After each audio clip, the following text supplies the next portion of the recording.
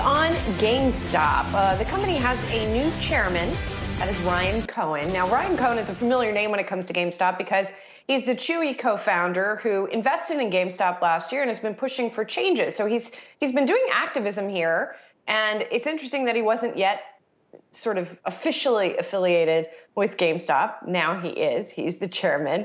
And so presumably he's going to be pushing for even further changes, or maybe just cementing some of the idea that there's going to be a change in strategy at GameStop. Miles, as I was just commenting, I kind of thought he was a chairman already. He's kind of been acting like the chairman when it comes to pushing for some changes at the company.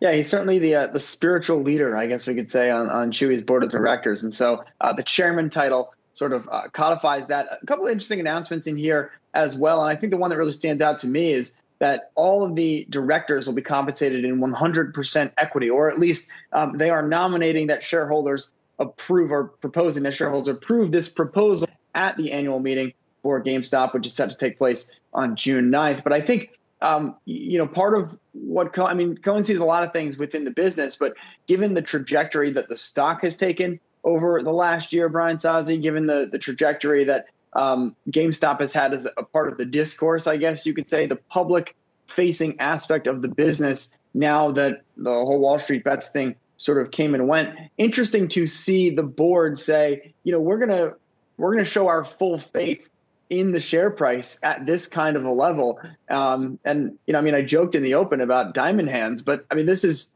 sort of the corporate version of that. They're saying that they're serious about this company's prospects. And I think, honestly, it's probably warranted, or, it's certainly worth them making that kind of symbolic gesture, not symbolic, also a material gesture as well, to show that they're serious about this.